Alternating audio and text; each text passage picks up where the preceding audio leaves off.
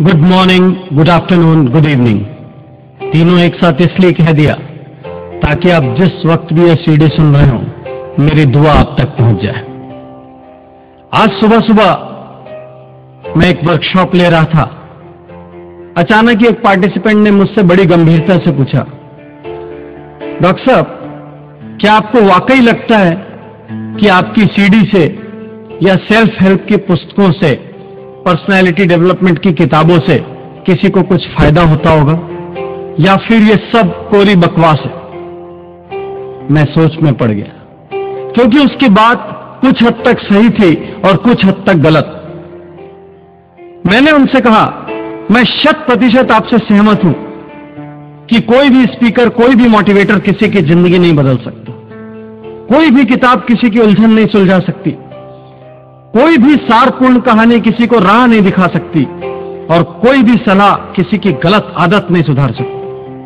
कोई भी किताब पढ़कर आज तक करोड़पति नहीं हुआ, क्योंकि सबसे महत्वपूर्ण उस पुस्तक को पढ़ने वाला, उस सलाह को सुनने वाला, उस सीडी को मनने वाला व्यक्ति। यदि पाठक या श्रोता बदलना नहीं चाहता तो कोई भी किताब, कोई भी सीडी किसी के अंदर कोई फर्क नहीं पैदा कर सकती। कोई भी पाठक किसी किताब को पढ़कर या सीडी को सुनकर सफल और धनवान नहीं हो सकता, क्योंकि पुस्तक या सीडी कोई एटीएम मशीन नहीं जिसमें बटन दबाओ और पैसे बाहर आ जाए। पुस्तकें हो या सीडी हो, प्रेरक हो या मोटिवेटर हो, ये सारे लोग सिर्फ आपको रास्ता बता सकते हैं। ये सिर्फ आपको राह दिखा सकते हैं। राह पर चलना आपको खुद को पड़ेगा। यदि आप बिस्तर से बाहर निकलकर पसीना नहीं बहाना चाहते, यदि आप दुनिया में गर्मी और बारिश झेलने की हिम्मत नहीं रखते, तो फिर सफलता आपके लिए बहुत ही कठिन और बहुत ही दुरूह होगी। यदि सीडी का असली मजा लेना है, यदि मेरी बातों का असली आनंद लेना है, तो मैं ज्ञानी हूं, इस धारणा को निकाल फेंको। एक बार एक शिष्य एक गुरु के पास गया। उसने उस गुरु से कहा, गुरुजी, मैंने दुनिया के अधिकांश शास्त्र पढ़े हैं, मुझे अधिकांश चीजें मालूम है, फिर भी मुझे किसी ने कहा कि आप मुझे ज्ञान की कुछ बातें दे सकते हैं, इसलिए मैं आपके पास आया हूं। गुरुजी ने कहा, बैठो। टेबल पर आमने सामने बैठे। गुरुजी ने एक नौकर को आदेश किया, चाय लेकर आओ। एक केटली चाय की आई। 2 कप गुरु और शिष्य के आमने सामने रखे गए। गुरु ने केटली से अपने कप में चाय डाली। उसके बाद उन्होंने शिष्य के कप में चाय डालना शुरू किया। कप आधा भर गया, कप पौना भर गया, कप पूरा भर गया और चाय बाहर गिरने लगी। शिष्य ने कहा, गुरुजी, ये क्या कर रहे हैं? कप भर चुका है और चाय बाहर निकली जा रही है। गुरु ने कहा, शिष्य, जिस तरीके से भरे हुए कप में और चाय आना संभव नहीं है, ठीक उसी तरीके से तुम्हारे भरे हुए दिमाग में किसी भी नए विचार के लिए कोई जगह नहीं। तो यदि तुमको जीवन में कुछ सीखना है, यदि मुझसे कुछ पाना चाहते हो, तो सबसे पहले अपना दिमाग खाली करके। हम सब की सबसे बड़ी परेशानी यही है, हमारा दिमाग पहले से इतने सारे विचारों से भरा हुआ है।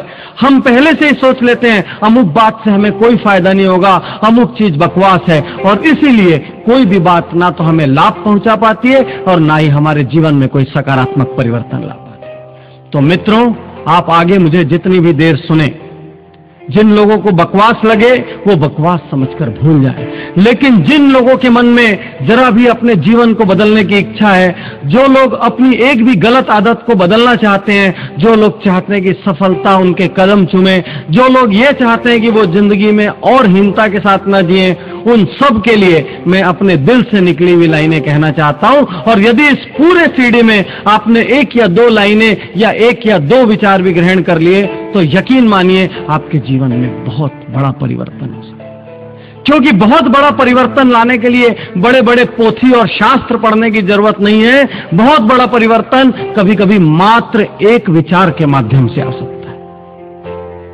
मित्रों, यदि जीवन में सफलता पाना है, यदि जीवन में आगे जाना है, तो जिंदगी की प्राथमिकताएं तय करनी होगी। आपको यह तय करना पड़ेगा कि सबसे पहले आप क्या पाना चाहते हैं और किस दिशा में जाना चाहते हैं। यदि दिशा तय नहीं होगी तो जीवन में कोई भी उपलब्धि हासिल करना मुश्किल होगा। यह भी हो सकता है कि आप गैर जरूरी और गैर वाजिब कार्यों में अपना सारा समय बिता दें और जो वास्तविकता में महत्वपूर्ण कार्य थे उनके लिए आपके पास समय ही ना हो। एक प्रेरक ने एक कांच का बर्तन अपने हाथ में उठाया और ढेर सारे उपस्थित जन समूह के बीच सब लोगों को दिखाया। उस प्रेरक ने उस कांच के बर्तन में पत्थरों के बड़े बड़े टुकड़े डाले और वो बर्तन भर गया।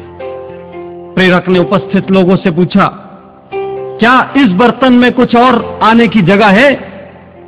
उपस्थित लोगों ने जवाब दिया, नहीं, इसमें कुछ भी और नहीं आ सकता क्योंकि ये पूरा भर चुका है। प्रेरक ने कुछ नहीं कहा। प्रेरक ने छोटे आकार के कंकड़ उठाए और बर्तन में डालना शुरू किया। धीरे धीरे ढेर सारे कंकड़ उस कांच के बर्तन में पत्थरों के बीच अपनी जगह लेते चले गए। फिर से प्रेरक ने पूछा, क्या अब इन कंकड़ों के बाद और कुछ इस बर्तन में आ सकता है? अधिकांश ने जवाब दिया, नहीं, अब तो बिल्कुल भी गुंजाइश नहीं है, यह 100% भर चुका है।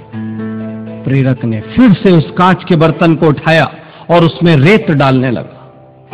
थोड़ा बर्तन को हिलाया तो ढेर सारी रेत उन बड़े पत्थरों और छोटे पत्थरों के बीच की खाली जगह में भर गई। सारे उपस्थित लोगों के चेहरे उतर चुके थे, वो सब निरुत्तर थे। प्रेरक ने अंतिम बार फिर से कहा, क्या अब भी इसके अंदर कुछ आ सकता है? अब सारे लोग पूरी ताकत से कहने लगे, नहीं, भले ही अब तक हम गलत रहे हो, लेकिन अब तो हम गारंटी से कह सकते हैं कि इसमें कुछ भी नहीं आ सकता। प्रेरक ने फिर से कहा, मित्रों, सामान्य सोच से एक आध कदम आगे जाकर सोचोगे तो ही उत्तर मिलेगा। क्या फिर से अब इस बर्तन में और कुछ आ सकता है?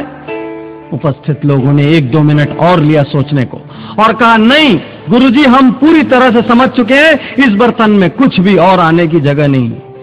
प्रेरक ने कोई जवाब नहीं दिया। चुपचाप पानी से भरा एक जग उठाया और उस कांच के बर्तन में पानी डालना शुरू किया। वह पानी बड़े पत्थर, छोटे पत्थर तथा रेत के बीच धीरे धीरे अपनी जगह बनाता चला गया। कुछ पानी